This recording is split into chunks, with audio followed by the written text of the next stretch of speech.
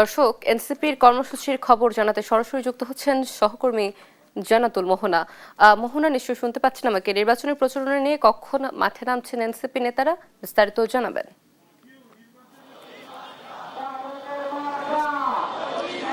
এই মুহূর্তে তিনি তার মাজার থেকে নির্বাচনী যাত্রা শুরু করে শহীদ ওসমান হাদির কবর জিয়ারত করতে যাচ্ছে জাতীয় নাগরিক পার্টি এনসিপি এবং এনসিপি নেতা কর্মীদের আপনারা দেখছেন তারা তাদের হাতে বিভিন্ন ফেস্টুন ব্যানার সহ নিয়ে তারা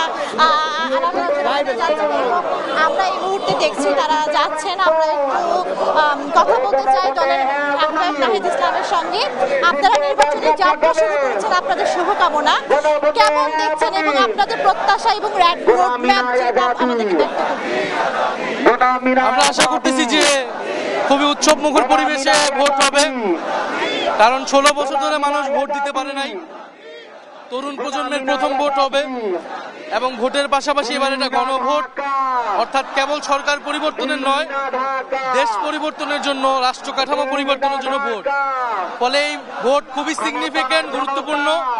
আমরা মনে করি সবাই খুব সচেতনভাবে এবং উচ্চমুখরভাবে নির্বাচনে অংশগ্রহণ করবে, ভোট প্রদান করবে। আপনারা গণভোটে হ্যাঁর জন্য প্রচারণা চালাচ্ছেন, কিন্তু আমরা জানি যে আপনারা এখনো জুলাই সনদে স্বাক্ষর করেননি। জুলাই সনদে স্বাক্ষরের সাথে গণভোটের কোনো সম্পর্ক নাই। গণভোটের এই প্রক্রিয়াকে আমরা সমর্থন করেছি। জুলাই সনদে যেহেতু নোট অফ ডিসেন্ট ছিল, এই কারণে আমরা স্বাক্ষর করি নাই।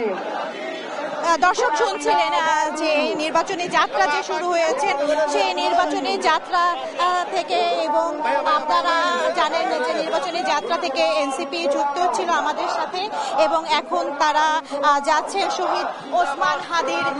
আপনারা দেখছেন যে তারা যে নির্বাচনী যাত্রা শুরু করেছে তা নিয়ে তারা শহীদ ওসমান হাদির কবর জিয়ারত করতে যাচ্ছেন, এবং সেই চিত্রটি আপনাদেরকে দেখাচ্ছি যে হাতে পোস্টার, হাতে ফেস্টুন না, ঠিক বিভিন্ন প্লেকার্ড নিয়ে, শাপলাকলি প্লেকার্ড নিয়ে তারা এগিয়ে যাচ্ছে শহীদ ওসমান হাদির কবর জিয়ারত করতে, এবং সেই চিত্রটি আমরা আপনাদেরকে দেখানোর চেষ্টা করেছি। তো এই ছিল আমার কাছে ঢাকা বিশ্ববিদ্যালয় থেকে এনসিপি নির্বাচনী যাত্রা নিয়ে সর্বশেষ সংবাদ।